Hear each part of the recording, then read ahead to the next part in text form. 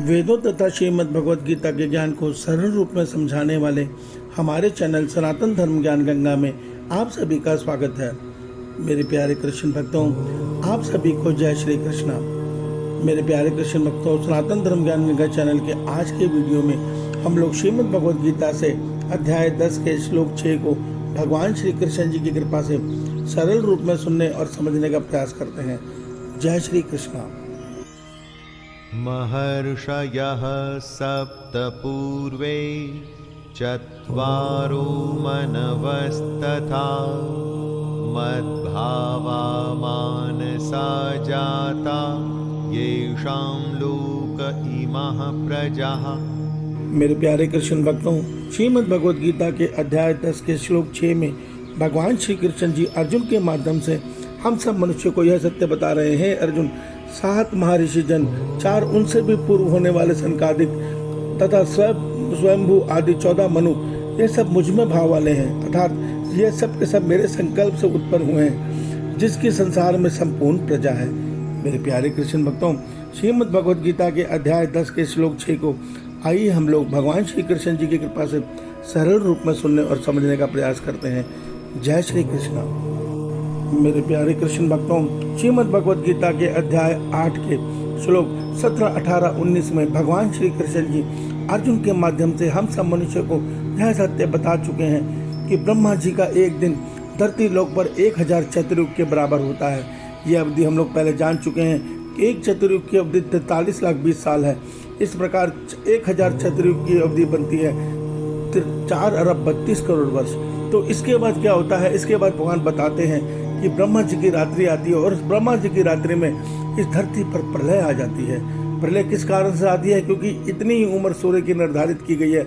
जब सूर्य समाप्त होता है तो अपने साथ धरती तथा अन्य सौरमंडल सब कुछ खत्म कर देता है। केवल ब्रह्मांड रहता है, ब्रह्मलोक रहता है, ब्रह्मा जी की रात्रि रहती है। ये रात्रि 4 अरब 32 करोड़ वर्ष तक चलती है। उसके बाद नई सृष्टि आरंभ होती है। अब नई सृष्टि जब आरंभ होती है तो आज के वैज्ञानिक आकलन लगाते हैं, अंडा पहले आया या मुर्गी पहले आई। उसी का जवाब भगवान आज के श्लोक में अध्याय 10 के श्लोक 6 में दे रहे हैं। आइए इसे गंभीरता से सरल रूप में सुनने और समझने का प्रयास करते हैं। जय श्री कृष्णा। मेरे प्यारे कृष्ण भक्तों, हमारे वेदों में यह सत्य वर्णित है कि संपूर्ण सृष्टि के कारक देवता हिरण्यगर्भ अर्थात ब्रह्मा जी के द्वारा उत्पन्न होते हैं। ब्रह्मा जी ही सृष्टि की रचना करते हैं। और भगवान आज के श्लोक में बता रहे हैं कि जब ये सृष्टि प्रलय के बाद आरंभ होती है तो ये प्रजा कहाँ से आती है? तो भगवान कहते हैं वो अपने मन के संकल्प से ब्रह्मा जी को इसकी आज्ञा देते हैं और ब्रह्मा जी के द्वारा सर्वप्रथम 4 ऋषि कुमार सनक सनातन तथा सनत कुमार जी प्रकट करते हैं ब्रह्मा जी ईश्वर की प्रेरणा से।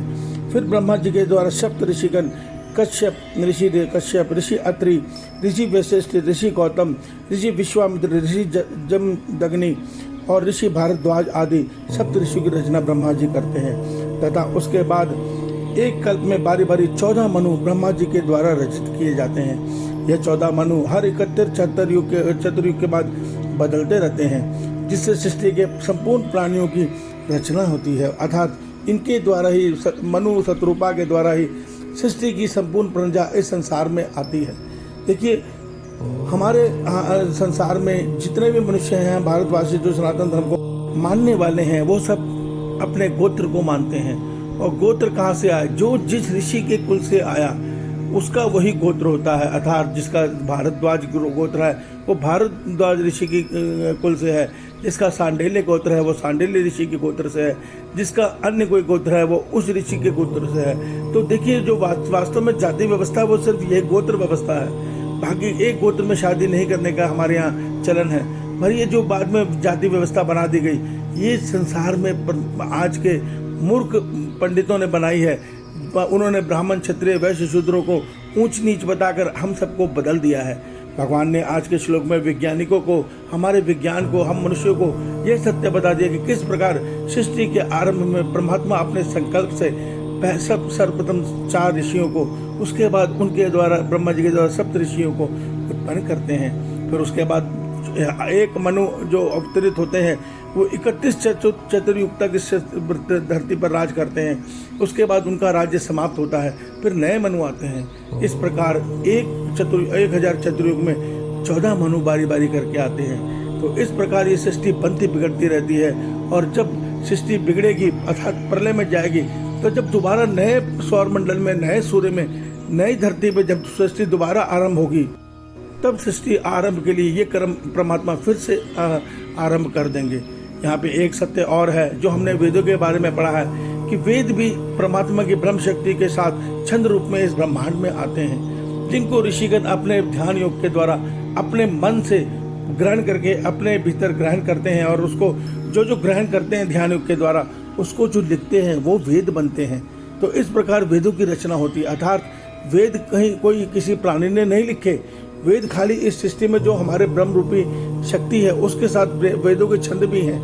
वो कोडिंग हम जानते नहीं है, मगर जो ऋषि लोग उनको शुरू में जो ऋषि आते हैं ब्रह्मा जी के द्वारा, परमात्मा की कृपा से वो ऋषि इनको ग्रहण करके और इनको ध्यान के द्वारा लिखते हैं, तब वो वेदों की रचना होती है। ये सारे रहस्य हमारे वेद तथा श्रीमद् भगवद गीता हमें बताते हैं।